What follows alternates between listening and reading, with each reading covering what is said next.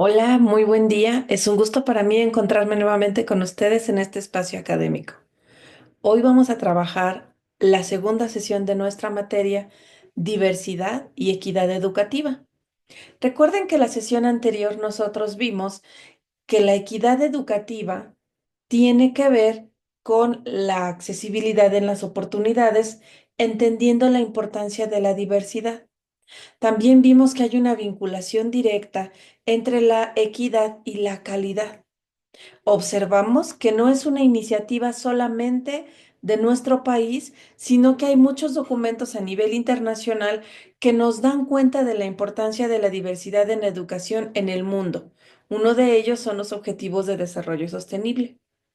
Aprendimos también que ha habido una evolución desde la segregación hasta la actualidad, donde vemos un enfoque más integral con un enfoque precisamente ecológico y no clínico. Así que en esta sesión lo que vamos a ver es cómo materializar esta integración de los individuos en la educación.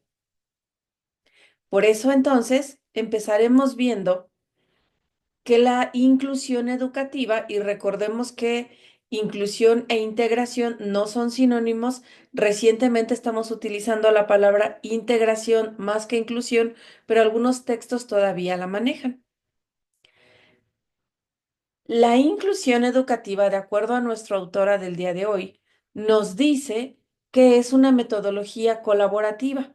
Más adelante vamos a ver a qué se refiere con esto, pero de manera muy acertada dice que es el reconocimiento de la diversidad, es decir, que cada persona tiene atributos distintivos que pueden ser psicológicos o pueden ser físicos y que para que la inclusión exista debe haber un enfoque socioeducativo, es decir, muy centrado en una vinculación entre la educación y la sociedad, que debe tener prácticas inclusivas y esas son las que dependen de nosotros como docentes.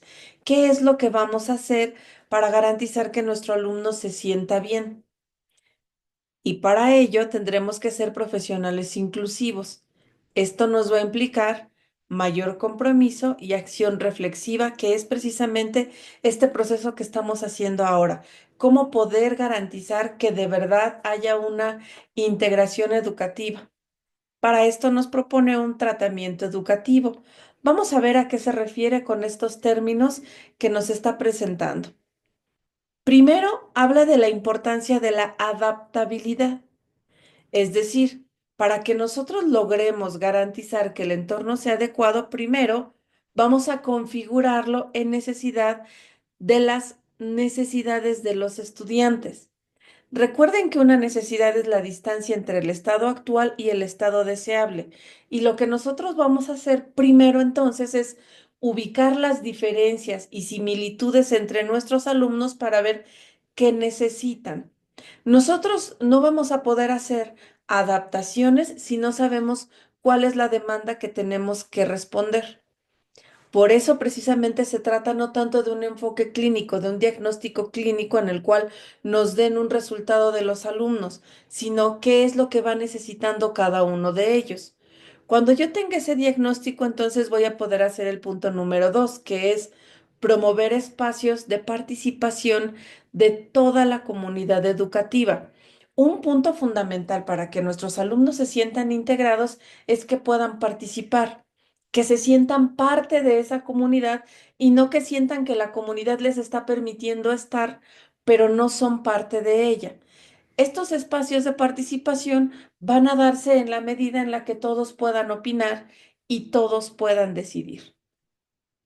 El paso número 3 de la adaptabilidad es que una vez que nosotros, a través de la observación, el cuestionario, el registro anecdótico o la lista de cotejo, detectamos las diferencias individuales y generamos espacios de participación para atenderlas, viene el punto 3 que es proporcionar herramientas necesarias para alcanzar el máximo potencial. Y fíjense cómo este lenguaje es sobre todo integral porque dice que cada quien va a alcanzar el máximo potencial, pero no nos habla de que todos tienen que hacer lo mismo, sino identificar hasta dónde puede llegar cada uno y sobre esa base diseñar acciones que permitan que cada quien pueda alcanzar lo más que pueda en función de sus atributos. ¿Qué tendríamos nosotros que hacer para garantizar esa adaptabilidad? Un enfoque personalizado. Y aquí lo que nosotros vamos a ver sobre todo son tres elementos. El primero es autonomía, el segundo es autorregulación emocional y el tercero son capacidades facilitadoras. Me gustaría profundizar un poco en cada uno de ellos, sobre todo porque esto nos va a permitir entender hasta dónde llega el alcance. Empecemos por la palabra autonomía. A veces confundimos autonomía con independencia. La independencia es la posibilidad que tenemos de tomar una decisión y puede tener ciertos ámbitos, es decir, autonomía económica, perdón, independencia económica, por ejemplo. Autonomía es la capacidad de gobernarse. Puedo tener entonces muchas independencias, pero no ser autónomo. Pero cuando yo soy autónomo, lo que yo hago es meramente una decisión mía. Por ejemplo, tenemos alumnos, sobre todo en el nivel básico, que viven con sus padres y hacen sus labores de la escuela por sí mismos, solos, sin que nadie los acompañe. Eso es independencia. Incluso podemos tener casos de alumnos que preparen su propio alimento, que pongan orden en su uniforme o en sus útiles escolares. Ellos son independientes, pero no son autónomos porque económicamente siguen ellos recibiendo el dinero de sus papás. Tal vez podamos decidir, por ejemplo, independientemente a dónde queremos salir, pero si tenemos un horario de llegada, no hay autonomía.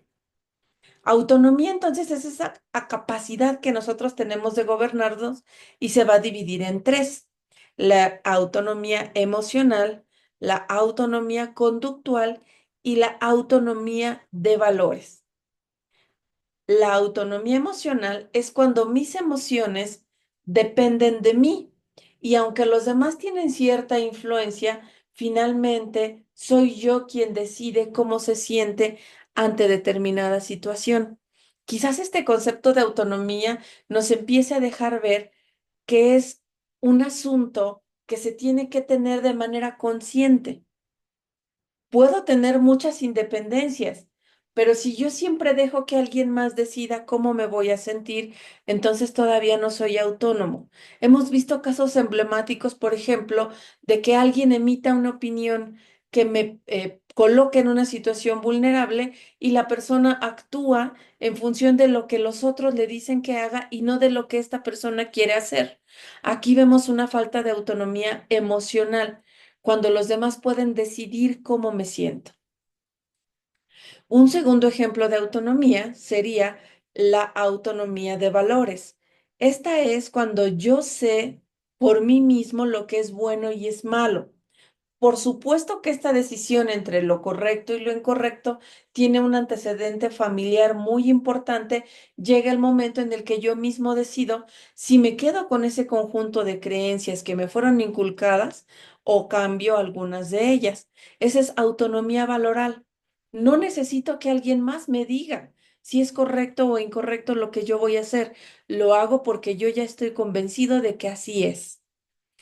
Y estas dos autonomías, la autonomía emocional y la autonomía de valores, se reflejan en la autonomía conductual, que es cuando yo decido por mí mismo cómo debo comportarme.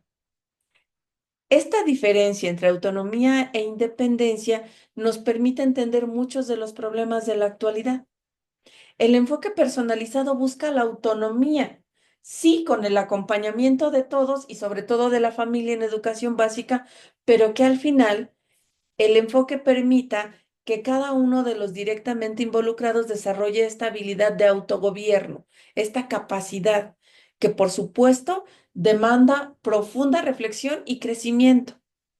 Si nosotros solo logramos la independencia, entonces llegará el punto en el que la persona pueda hacer algo por sí mismo y sea independiente en muchos campos, pero no sea autónomo nunca, porque siempre habrá alguien que decida por él o por ella.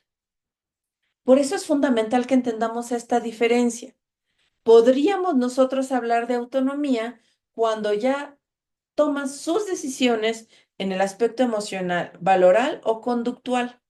Y podremos hablar de independencia cuando hay ámbitos específicos en los que hace las cosas que considera de manera libre y abierta. Entonces veremos que la autonomía engloba más cosas que la independencia y lo que nosotros estamos buscando es la autonomía. Esto se logra siempre a través de la autorregulación emocional.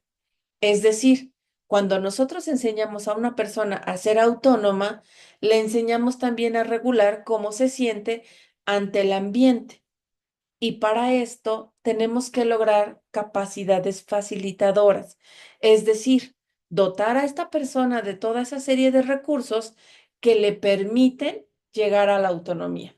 De esta manera observaremos entonces que el enfoque personalizado no busca diagnosticar clínicamente cuáles son las condiciones de esta persona o una denominación de un padecimiento como se llamaba antes, sino cuáles son las capacidades facilitadoras que tiene, cuáles tenemos que darle, qué necesitamos hacer para consolidar la autorregulación emocional que en un futuro le lleve a generar autonomía, que es el fin más amplio de esta integración.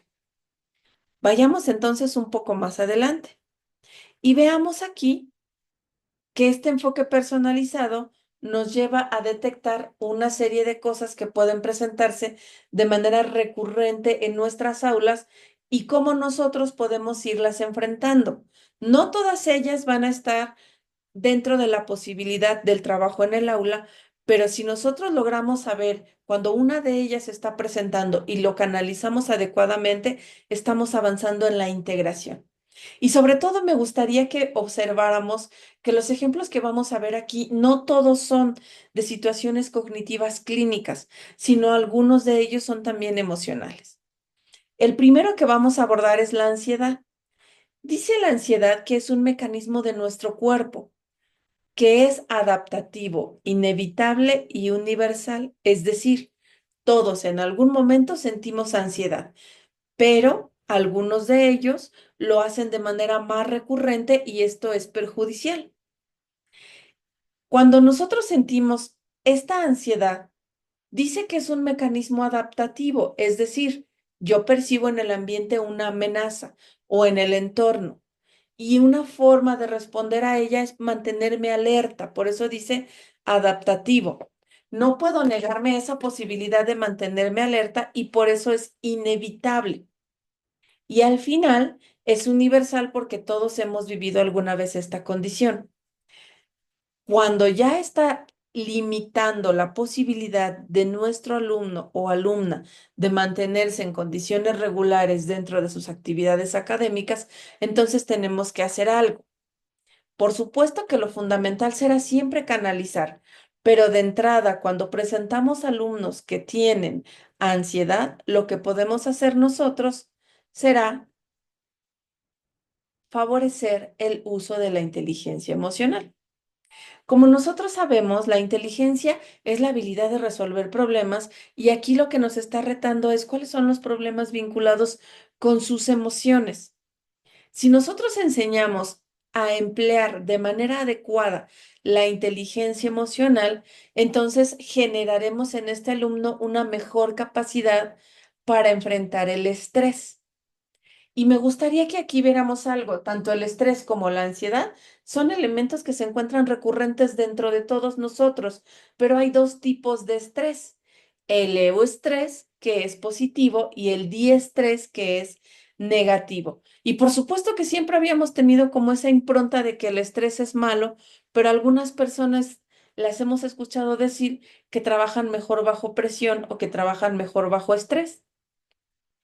Cuando el estrés, que es una respuesta que nosotros vamos a ofrecer al ambiente que nos está presionando, tiene una medida aceptable, nos motiva a actuar. Ese es el eustrés. Cuando nos ponen una fecha límite para hacer una actividad, un trámite, un trabajo o resolver un problema, y esa fecha que nos han puesto es suficiente para poderla cumplir, pero no tanto como para dejarnos que esa actividad quede holgada durante mucho tiempo, se va a generar eustrés. Pero cuando nosotros presentamos una demanda del entorno que no vamos a poder cumplir, aunque lo intentemos, es el diestrés. Por ejemplo, no es lo mismo que yo le diga a los alumnos, cuentan con 20 minutos para resolver este problema de matemáticas y entonces ellos ya tienen un tiempo y empiezan a hacer sus cálculos y se disponen a trabajar. A que yo les diga, solo voy a revisar a los 3 primeros que lleguen al escritorio. Ahí hay un estrés negativo, porque yo no estoy compitiendo solamente conmigo mismo para resolver ese problema que a lo mejor no entiendo. Estoy observando todas las personas a mi alrededor y eso hace que en lugar de poder atender el estímulo necesario, la atención requerida para responder un problema, estoy tratando de responder un problema y de observar a los demás para ver quién ya casi acaba. Y cuando alguien se levanta de su lugar, se incrementa todavía este nivel. Entonces aquí tenemos un ejemplo de eustrés y diestrés, porque si estamos en un grupo de 40 y solo voy a revisar a los primeros 3, habrá 37 personas que van a sentir frustración. Y si yo repito esta estrategia de manera recurrente, o genero ansiedad o desesperanza. Es importante entonces que nosotros veamos, si yo tengo un alumno que presenta ansiedad, ¿qué tipo de estrés estoy promoviendo en mi aula? Un estrés positivo que les dice tiempos, plazos, mecanismos y formas, o un estrés negativo que los lleva a sentirse ansiosos porque saben que lo que ellos tienen como herramientas previas no va a ser suficiente para consolidar la tarea que yo estoy pidiendo. Observen entonces cómo este enfoque integral no quiere decir diagnóstico de mi alumno uno a uno, sino reflexión de mi propia práctica para saber qué tanto soy yo quien está poniendo estas barreras que limitan el uso de la inteligencia emocional. El segundo punto será la percepción positiva entre iguales. Es decir, no se trata de que ellos compitan entre sí, sino de que trabajen juntos y de que yo promueva que cada vez que ellos están juntos, no sientan que estar con una persona diferente les va a representar una ventaja en cuanto a los otros o que pudiera ser una desventaja. ¿Qué va a suceder aquí? Si yo les digo a los alumnos, la calificación de uno es la calificación de todos y no me importa si alguien no trabaja, voy a generar ansiedad, porque habrá algunos que saben que tienen que cargar con todo el peso de la colaboración en el equipo y algunos que no hacen nada porque no quieren hacerlo y otros porque no pueden. Pero eso me llevaría a generar mayores percepciones negativas que nos orillarían a que hubiera personas con las que ya no quisieran trabajar. Y eso no es lo que estamos buscando. Lo que estamos buscando es cómo puedo yo favorecer que en cada actividad que yo realice, cada quien vea algo bueno en los demás. Por supuesto que esto me va a llevar a disminuir las competencias en el aula, el mostrar los mejores trabajos, el dar premios a los mejores tiempos o a los mejores comportamientos. Y no se trata con esto de anularlos, sino que estos no sean suficientemente negativos como para generar segregación otra vez. Por eso, cuando yo forme equipos, grupos o haga trabajos, buscaré que entre todos ellos se sientan a gusto trabajando con quien sea y no represente una desventaja estar con alguien que es diferente. Observamos entonces aquí 2 puntos fundamentales de cómo desarrollar la inteligencia emocional. El primero de ellos tiene que ver con nosotros, que es el estrés, y el segundo de ellos tiene que ver con la vinculación entre ellos mismos, pero que está sujeta a los criterios que yo como docente ponga en un trabajo conjunto. Estoy segura de que habrá algunas cosas que ahorita nos están poniendo a pensar y pareciera ser que queremos que todos saquen 10, pero no es así. Lo que quiero evitar es que compiten entre ellos y que siempre haya alguien que gane y alguien que pierda, o que yo genere suficientes demandas ambientales como para que no puedan ser cumplidas. Lo que nos pide entonces para disminuir la ansiedad es favorecer un ambiente agradable de trabajo y graduar mis demandas. Que yo tenga muchos alumnos reprobados no quiere decir que sea el mejor docente. Otro problema que nos vamos a enfrentar son las fobias, que son miedos agudos ante situaciones que no se consideran un peligro real. Y fíjense entonces qué interesante, porque la ansiedad se da ante una condición real que posiblemente no se dé, pero sí hay ahí algo que afecta a mi seguridad. Pero en el caso de las fobias hay un miedo en una situación que realmente no está pasando y cada vez de manera más recurrente lo observamos porque cuando no hay una autorregulación emocional, podemos caer en el exceso de las fobias. ¿Y qué tendríamos nosotros entonces que hacer para poder enfrentarlo? Bueno, me encantaría que aquí nosotros viéramos que la única solución es terapia. No podemos nosotros atender todos los casos dentro de la escuela y eso no quiere decir segregación, quiere decir identificación de qué se necesita para que el otro esté bien. Y para eso lo que nosotros tendríamos que distinguir es cuáles son las partes de su autoconcepto en las cuales esta fobia se refleja. Si nosotros vamos graduando el desarrollo identitario y de la personalidad, que es un elemento fundamental dentro de la integración a la diversidad, veríamos que lo primero que yo tengo que hacer es el autoconcepto, después viene la identidad y derivada de ella viene la autoestima. Y si nos vamos al nivel originario más bajo, pues primero sería el autoconocimiento, cómo soy. A veces nos brincamos a esa parte y empezamos a marcar etiquetas y eso es lo que realmente perjudica lo más profundo. Así es que si queremos iniciar cualquier actividad para favorecer la calidad, la integración y el reconocimiento de la diversidad, tendremos que empezar por el autoconocimiento. ¿Quién soy yo?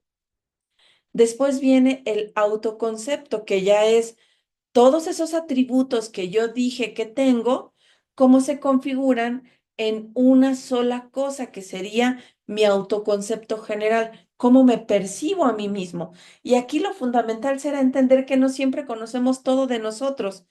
¿Quién sabe cuántos de nosotros seríamos excelentes violinistas o cantantes o ponentes o ingenieros? No lo sabemos porque nunca nos dimos a la tarea quizás de conocer todas las posibles facetas que tenemos. Sin embargo, con las que sí pudimos explorar, formamos un autoconocimiento.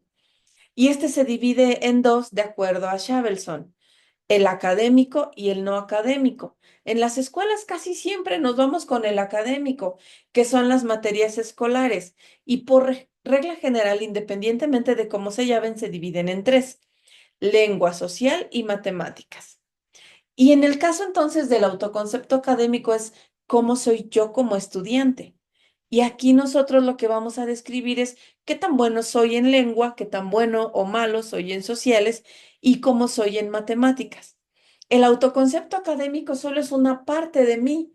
Hay otra parte mucho más grande que es el autoconcepto no académico y se va a dividir en tres. Aquí vemos que se repite el autoconcepto social porque es diferente cómo me desenvuelvo a cómo aprendo acerca de la sociedad. Eso será muy importante considerarlo para no confundirnos.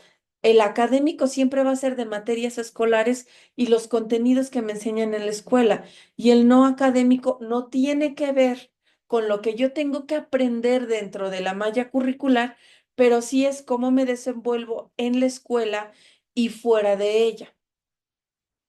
El autoconcepto social se divide en dos: entre iguales y con otros significativos. Los iguales son los pares, los que tienen mi misma edad o los que están en mi mismo grado. Y los otros significativos son mi familia, mis cuidadores o mis autoridades. Y entonces nosotros aquí empezamos a ver que puede haber alumnos que tengan un excelente autoconcepto académico, pero suelen aislarse y eso mina su autoconcepto social.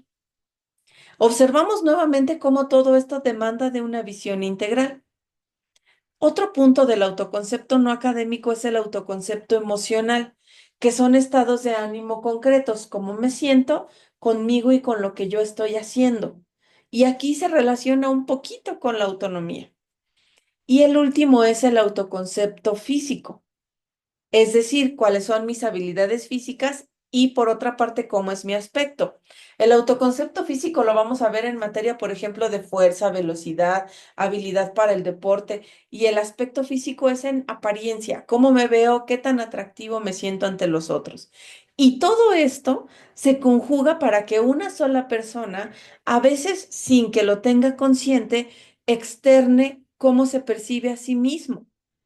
Y eso es lo que le puede llevar a generar ansiedades o fobias. Podemos tener alumnos que su autoconcepto académico es excelente, pero si descuidan el no académico pueden tener miedo excesivo al rechazo, a la frustración, etcétera. Ahorita quizás algunos de nosotros estamos recordando de algún alumno al que si nosotros le decimos que sacó 9.5 siente que está fallando, tal vez llora, entra en crisis porque dice que necesita sacar un 10. Y tendremos otros, por ejemplo, lo que no les importa que tengan puro 5 porque lo que ellos quieren es jugar fútbol. El equilibrio del autoconcepto general es importante. Y como docentes lo que nos toca primero es conocer en qué consiste el autoconcepto y cómo nosotros podemos ubicar cuál es el punto que genera ansiedades o fobias de este autoconcepto para poder trabajar sobre él de manera adicional a la terapia, no supletoria. Nosotros como docentes no vamos a poder atender de manera integral a ese alumno por nosotros mismos, necesitamos colaboraciones, pero esa colaboración resulta mucho más efectiva cuando nosotros lo entendemos con esta claridad. ¿En qué parte del autoconcepto general de mi alumno o alumna empiezo a encontrar vacíos que pueden mermar esas posibilidades que tiene de poder aprender y progresar? ¿Qué otro punto negativo nos vamos a encontrar? Las obsesiones, que son comportamientos repetitivos. Quizás el más conocido es el trastorno obsesivo compulsivo. Aquí vamos a tener nuevamente que canalizar hacia la terapia, pero sí tenemos ciertos principios para su atención, como cuáles pueden ser, por ejemplo, la exposición controlada a los estímulos asociados con las obsesiones. La identificación y neutralización orientada a reducir la ansiedad y además favorecer la gestión de la ansiedad y las emociones asociadas a las obsesiones. Es muy importante recuperar. En este caso tampoco vamos a poderlo hacerlo por nosotros mismos. Necesitamos siempre especialistas en el estudio de la conducta que nos puedan apoyar. Pero lo que nosotros podemos hacer desde dentro del aula es fundamental que lo conozcamos y lo que estamos viendo entonces ahorita son nociones básicas de cómo enfrentar todas estas condiciones en el salón. Otro punto importante y también cada vez más recurrente es la depresión infantil y juvenil. Y esta se presenta por la exposición a escenarios hostiles en edades tempranas.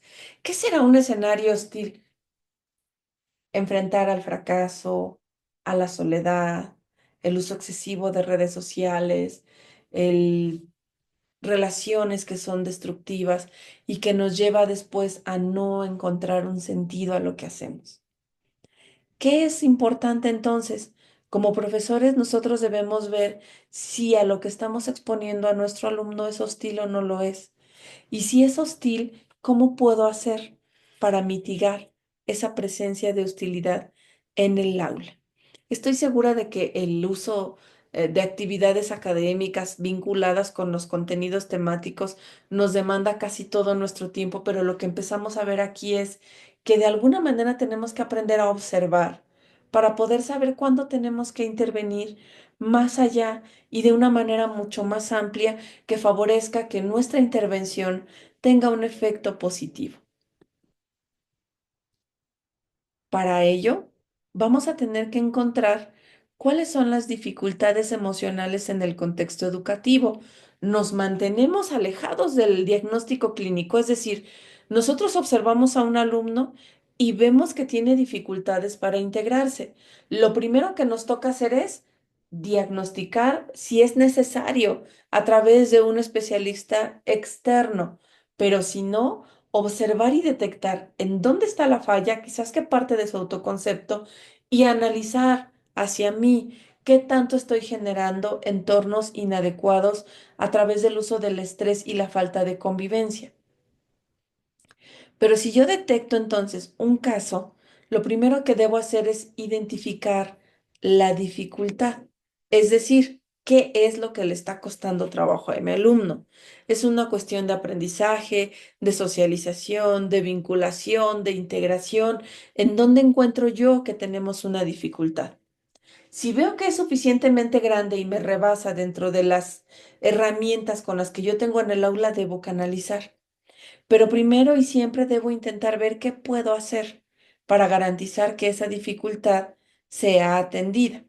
Y para eso entonces lo que voy a buscar es generar confianza.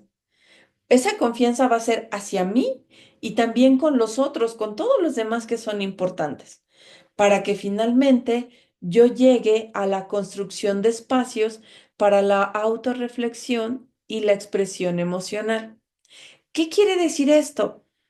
Una vez que yo observo diferencias individuales notorias y genero confianza, tengo que hacer consciente al otro de cuáles son esas diferencias y cómo lo vamos a poder atender para eliminarlo. Y para ello será fundamental que yo permita la expresión emocional.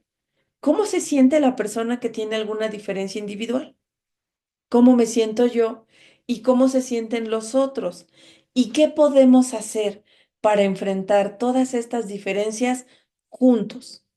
Por eso será importante que nosotros siempre promovamos la reflexión hacia nosotros mismos, los sentimientos, las emociones y todo lo que nos involucra, pero también que permitamos este proceso de autorreflexión en el marco de una expresión adecuada, con convivencia respetuosa entre todos los integrantes de nuestro grupo. ¿Qué vamos a hacer entonces para poder enfrentar estas dificultades emocionales? Hasta ahora ya vimos algunas cosas que son muy interesantes y son básicas en nuestra labor educativa, pero ahora veremos otras. ¿Cómo puedo hacer entonces? Iniciaremos diciendo que el rol del docente entonces debe tener ciertos atributos. El primero de ellos es la comunicación abierta. Lo que yo debo favorecer es que mis alumnos puedan expresarse dentro del aula y que yo no marque que yo soy el emisor, ellos son los receptores y lo único de lo que se trata aquí es de transmitir un mensaje. Tampoco será suficiente con que haya una retroalimentación para ver si quedó claro el mensaje. Lo que yo voy a estar buscando es un modelo que se llama emisor-receptor, EMIREC, donde yo emito y ellos pueden ser emisores también. Y no solamente retroalimentan para ver si entendieron la actividad, sino que ellos pueden iniciar la comunicación y que podemos alternar entre quienes son los responsables de ella. A eso se refiere una comunicación abierta. Pueden expresar sus dudas, pueden comentar, pueden preguntar y siempre habrá canales adecuados. Seguramente nos vienen otros momentos a la cabeza en donde ellos están hablando y nosotros les decimos, si vuelves a hablar ya no te voy a aclarar tu duda, o yo ya lo expliqué una vez, o yo no lo vuelvo a explicar. Y a veces utilizamos la comunicación como un medio de coerción. Incluso si el alumno se comunica con otro par para un asunto académico, nosotros hay veces que les decimos tienes prohibido hablar. ¿Cómo hacer entonces una comunicación abierta? Es un gran reto, pero lo que tendríamos que iniciar pensando es qué tanto permito que ellos expresen lo que quieren decir y cómo los hago sentir cuando los escucho y cómo los escuchan los demás, qué es lo que estoy enseñando yo como docente dentro de mi rol. Otro punto del docente será identificar los roles. Y aquí vamos a hacer una distinción entre los roles que existen en la comunidad educativa, que serían maestros, alumnos, tutores, padres de familia, etcétera, entre los roles que existen en la dinámica de un grupo clase. Acuérdense que dinámica es el movimiento, es cómo interactúan los elementos de un grupo entre sí y es diferente a decir técnica, que es una actividad que tiene un objetivo específico y que el docente elige porque va a permitir lograrlo. A veces los confundimos y decimos, vamos a hacer una dinámica cuando queremos hacer alguna actividad lúdica con ellos, pero eso en sí mismo no es hacer una dinámica. Lo que nosotros estamos haciendo es una técnica lúdica o una técnica de integración. Pero cuando decimos dinámica, lo que vemos es cómo interactúan entre sí los miembros de un grupo. Y para eso tenemos tres tipos de roles: los roles de mantenimiento, los roles de tarea y los roles individuales. Cada uno de nuestros alumnos tiene un rol en el grupo. A veces llega a tener más de uno, pero todos son casi de la misma clasificación. Los roles de tarea son los que están directamente vinculados con las actividades académicas. Son las personas que tienen una prioridad importante por el cumplimiento de estas actividades que les estamos solicitando. Los roles de mantenimiento, por su parte, son aquellos que tienen que ver con generar una adecuada interacción entre ellos. Son entonces estos elementos que les permiten cumplir con todo lo que se les está pidiendo, pero en términos de un ambiente adecuado. Observamos entonces, por ejemplo, que algunos alumnos a los que denominamos jefes de grupo tienen un rol de mantenimiento, se llevan bien con todos y promueven un ambiente de trabajo, pero eso no quiere decir que sean el que tiene mejor calificación. Los que tienen mejores calificaciones están orientados a la tarea. Y por último, los roles individuales, que también se llaman destructivos, son aquellos en los que la persona hace lo que considera correcto que quiere hacer, aunque perjudique a los demás. Persigue su propio interés y no siempre corresponde ese interés con los objetivos del aula. Entonces, como docente, yo tengo que identificar los roles. ¿Qué tipo de rol tienen mis alumnos? ¿De mantenimiento, de tarea o individual? Los que tienen roles de mantenimiento o de tarea se van a incorporar, obviamente, de manera favorable con el grupo, pero los que tienen roles individuales van a empezar a enfrentar barreras porque generan situaciones negativas. Y aquí lo primero que yo debo hacer es plantear cómo puedo reorientar ese rol para cualquiera de los otros dos que sí son aceptados. Esto me va a llevar a hacer una evaluación del desempeño.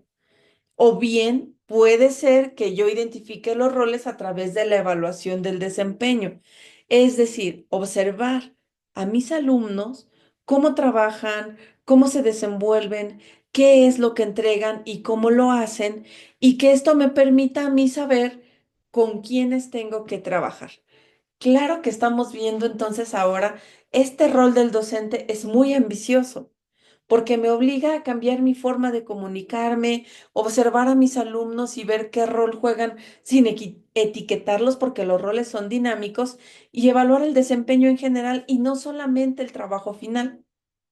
Pero si yo logro hacer esto, entonces tendré otras ventajas adicionales.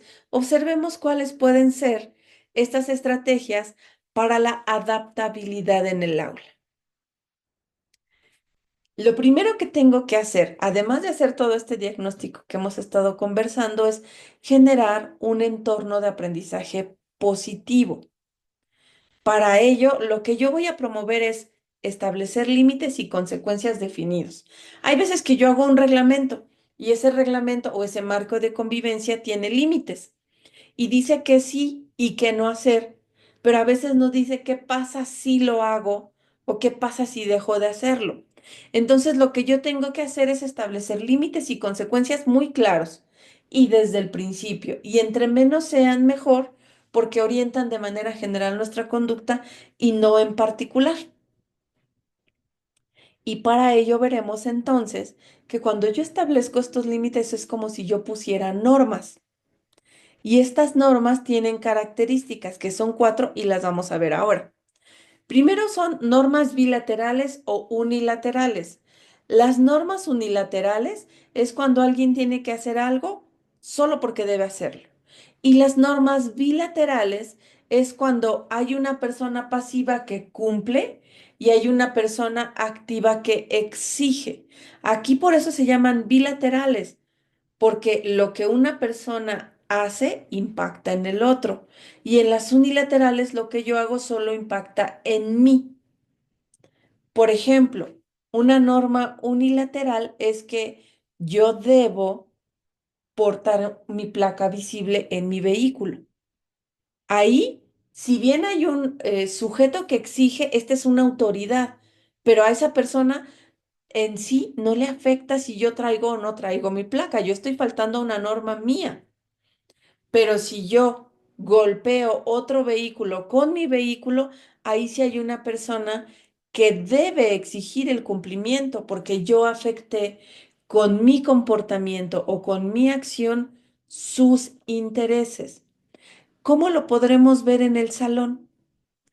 Cuando un alumno no trae su tarea, ahí es una norma unilateral porque solo se perjudica a él mismo. Pero cuando esa persona no trae una tarea que era para una exposición grupal, ahí es bilateral, porque eso que él dejó de hacer le afecta a los otros. Si nosotros como docentes no comprendemos esta diferencia entre bilateral y unilateral y tratamos todas las fallas iguales, nos daremos cuenta que empezamos a generar entornos negativos porque van a marcar la segregación con el que no trajo la tarea. Y entonces lo que yo debo hacer otra vez son estrategias distintivas. ¿Cómo podemos hacer para que esa persona que no trajo la tarea se perjudique solo a sí mismo en caso de que sea necesario, pero que no perjudique al grupo y además que el grupo no termine rechazándolo?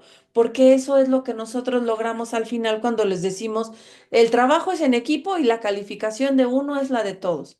Aquel alumno que olvida algo es segregado porque sabe que su acción perjudicó a los otros, aunque posiblemente ni siquiera era su intención. Entonces, las normas tendríamos que ver si son unilaterales, deben tener una sanción específica y deben tener otras si son bilaterales que jamás lleve a un entorno negativo. Aquí observamos entonces y podremos ver que a veces utilizamos las normas como mecanismos de control y creemos que al perjudicar a todo el equipo habrá un compromiso personal más grande y todos van a trabajar, pero lo vimos en los roles individuales. Si hay un alumno que solo piensa en sí mismo, difícilmente va a llevar la tarea solo por no perjudicar a los demás. Él no la va a llevar porque no le interesa el cumplimiento de esa actividad. Después tenemos otro tipo de normas que se relacionan un poco con lo que estoy diciéndoles. Las normas exteriores y las normas interiores. Las normas exteriores son las que dicta alguien más y las normas interiores son las que dicto yo.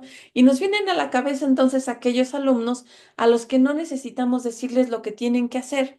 Ellos ya lo traen y lo hacen. Son respetuosos, son ordenados, llevan sus materiales, cumplen con su trabajo.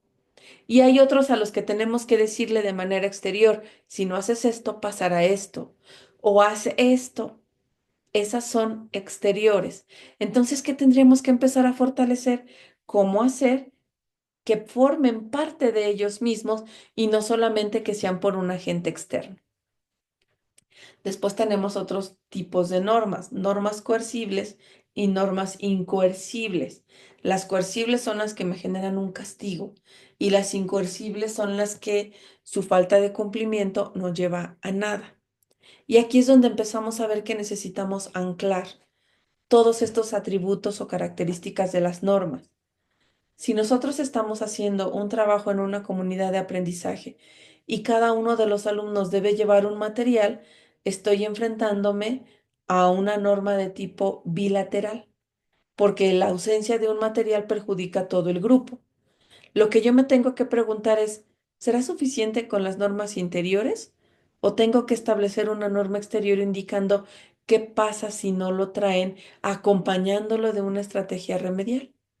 También me debo preguntar si voy a ejercer alguna acción coercible cuando hay una falta o si no lo haré. Y aquí el riesgo más grande de que una norma sea incoercible es que podemos empezar a ver que si no lo haces no pasa nada. Y no quiere decir con esto que tengamos que castigar, sino que tengamos que favorecer que el cumplimiento de una norma sea interior, porque es lo correcto y no porque sienta miedo de ser castigado. Y tenemos finalmente las normas heterónomas y las normas autónomas. Las autónomas son las que yo hago porque quiero hacerlas y las heterónomas son las que alguien más me impuso. Observemos entonces que estos 4 puntos en las normas nos van a permitir saber si las indicaciones o las cosas que yo estoy pidiendo son acordes. Tengo que vincular las 4 y seguramente al principio me va a costar mucho trabajo establecer normas y pensar cuáles son los atributos que tienen para que todas tengan los 4, por lo menos uno de cada par, pero con el tiempo esto genera entornos de aprendizaje positivos porque da certidumbre de qué es lo que pasa ante una omisión, un hacer o un dejar de hacer. Entonces, observaremos que esta primera estrategia para la adaptabilidad en el aula depende de mí como profesor o como autoridad educativa, porque lo primero que debemos hacer es establecer límites y consecuencias definidos de su cumplimiento o no. Y lo segundo será que cuando yo dé una instrucción, también debo hacerlo pensando en todos estos puntos. Muy interesante entonces cómo empezamos a observar que este asunto de la integridad y la diversidad no necesariamente tiene que ver con lo clínico, sino con las cosas que yo hago de manera cotidiana en mi salón. Otro punto será: ¿cuáles son las prácticas de enseñanza-aprendizaje adaptadas? Y aquí nos hablaban de la autoeficacia. ¿Qué tan eficaz me considero a mí mismo para poder lograr algo? Y me gustaría que aquí nosotros viéramos, muy interesante, las 8 edades del hombre propuestas por Erickson y acomodadas en una pirámide por parte del maestro Hilario Rodríguez Aragón.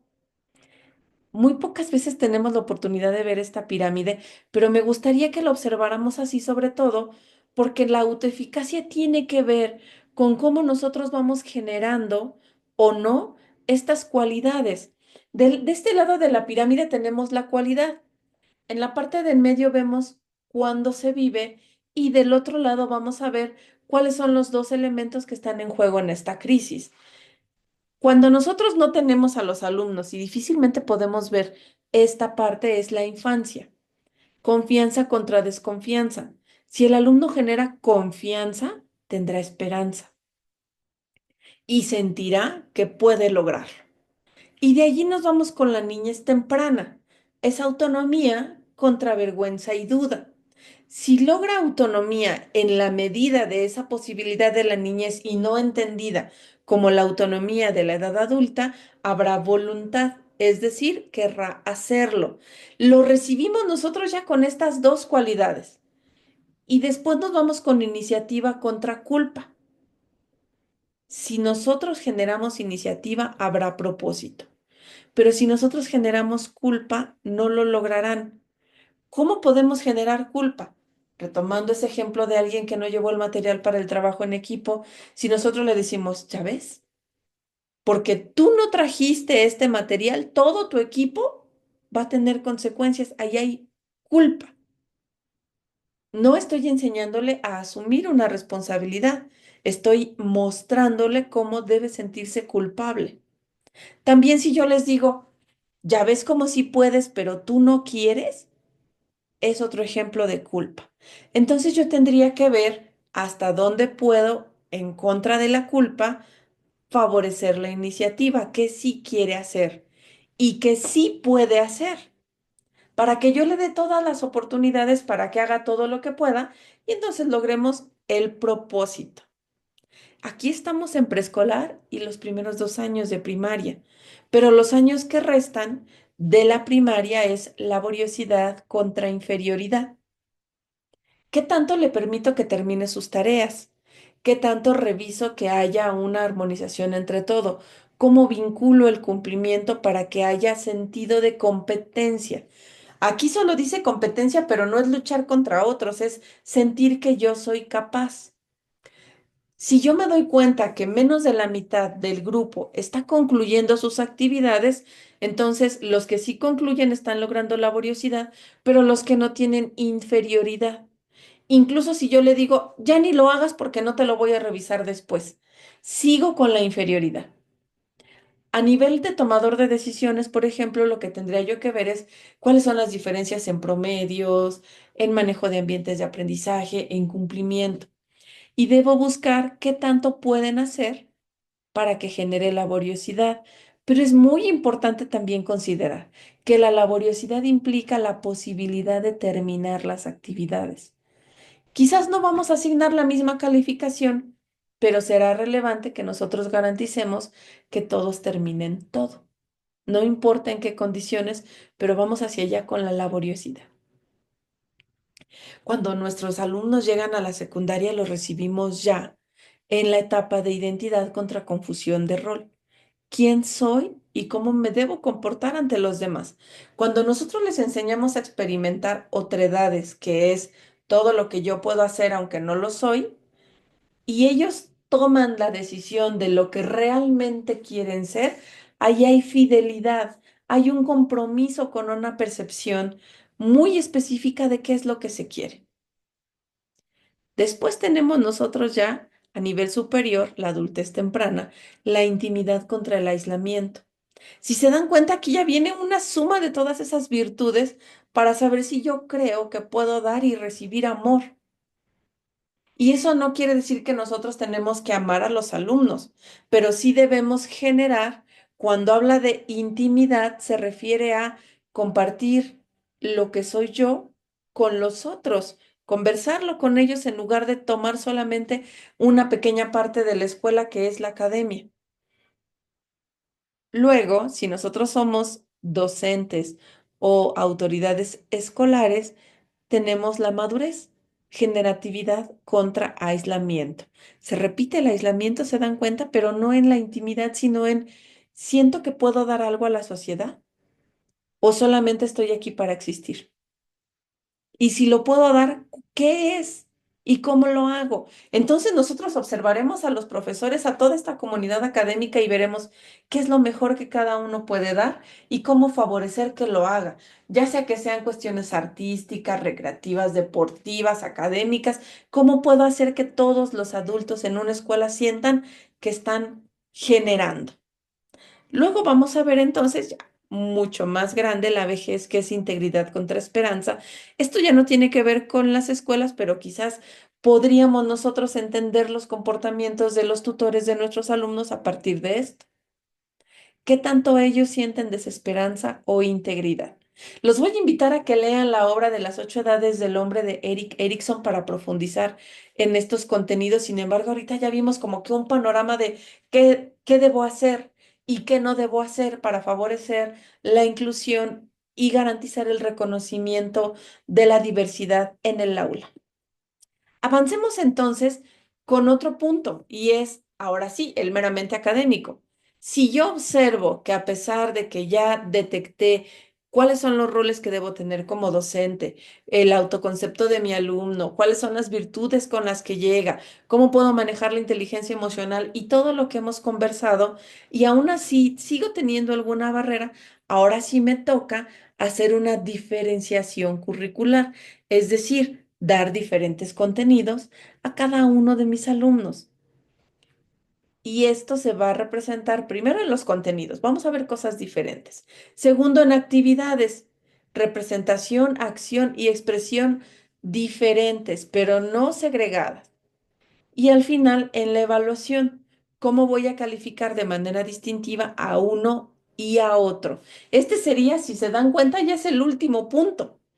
Es decir, tenemos otros atrás que sí dependen de nosotros y que favorecen ambientes, aunque todos nuestros alumnos tengan los mismos atributos, lo que estamos promoviendo es ambientes positivos de aprendizaje y no necesariamente parten de la diferenciación entre ellos. Y lo que habíamos mencionado, ¿qué estrategias son importantes para la adaptabilidad en el aula? La colaboración con otros profesionales. A veces tenemos que hacer evaluaciones clínicas, no siempre, a veces nos apoyaremos de psicólogos, a veces de USAER o UDI o CAM, según sea el caso de las modalidades educativas en las que nos encontremos. Para ello será fundamental el intercambio de información con una visión que es que hay diferencias entre trabajo en equipo, trabajo en conjunto y trabajo colaborativo. El trabajo en equipo es cuando nos encomendamos una tarea y nos repartimos funciones. Entonces, pues tú ve con la psicóloga y la psicóloga tendrá que traerte aquí renovado para que entres en el estándar y yo no voy a hacer nada más que haberte mandado con psicología. Ese sería trabajo en equipo. Damos por hecho que mandarlo quizás con el orientador si está en secundaria o mandarlo a la dirección para que hablen con él es un trabajo en donde cada quien hace algo y yo me limito a lo que me toca y hasta allí. El trabajo en conjunto, por otra parte, es donde cada quien tiene una tarea que a lo mejor sí se van sumando, pero por lo general está dividida como de manera equitativa. Pero sí hay afectación de lo que uno no hace en todos los demás. ¿Cuál sería la diferencia entonces con la colaboración? Que la colaboración es dar lo más que puedo dar. Y aquí no importa si en algunos momentos trabajo más que otros. El trabajo colaborativo es dar lo más que yo puedo para que todos logremos el mismo objetivo. Entonces, si yo veo que hay diferencias individuales en mis alumnos, ¿qué es lo más que yo puedo dar? Analizar toda mi labor, desde el diagnóstico, la comunicación, la intervención, el establecimiento de normas, etcétera, y compartir con otros para que entre todos lleguemos a un mejor resultado. Esto nos va a llevar a estrategias finalmente para la evaluación y la asunción de responsabilidad. No me di cuenta que omití aquí algunas letras en responsabilidad. ¿Qué tengo que hacer entonces? Primero, el proceso es estimar, que es recuperar indicadores previos sobre lo que yo voy a analizar. Estimo cómo está cada uno de mis alumnos en estos indicadores y sobre ellos presento una evaluación. Es decir, emito un juicio de valor y luego este juicio de valor se traduce en una calificación. Cuando nosotros hacemos una evaluación, entonces lo que decimos es un juicio de valor. Y antes de la calificación, le decimos al otro cuál es su responsabilidad en esta evaluación y asumo también cuál es la mía y la de cada uno de los actores educativos. Y una vez que haya hecho eso, ahora sí puedo poner la calificación. Pero esta calificación entonces lo que nos va a permitir es que nosotros entendamos que es resultado de mis acciones. Por eso se llama asunción de responsabilidad, porque el alumno tiene que saber qué tanto lo hizo. Y aquí, por ejemplo, me gustaría recuperar otra frase que a veces decimos el yo no te reprobé, tú te reprobaste. Pero antes de decir reprobé como una calificación, es ¿qué hiciste para obtener esa evaluación? Ahí es donde viene la verdadera asunción de responsabilidad. ¿Qué hizo cada quien y no solamente cómo llegó al final? Sin duda alguna, muy interesante y muy retador todo lo que hemos estado viendo hasta ahorita con respecto a la integración, la equidad, la evaluación y los ambientes de aprendizaje. Les agradezco mucho su atención y les reitero la invitación a considerar que estas sesiones lo que nos proponen es una reflexión muy profunda de nuestra labor en el aula. Seguramente que nos va a costar trabajo hacer todo al mismo tiempo, pero ¿por qué no nos proponemos hacer una cosa por día y agendamos cuáles son aquellas acciones que tenemos que ir haciendo y evaluamos cómo podemos mejorar? Seguramente si vamos cambiando poco a poco, llegará el momento en el que habremos modificado nuestra intervención para mejorar. Espero que estas sesiones nos estén llevando a ese proceso de reflexión y sobre todo que nos inviten a mejorar para garantizar la atención a la diversidad con calidad. Les deseo un excelente día y nos vemos en nuestra siguiente sesión. Hasta luego.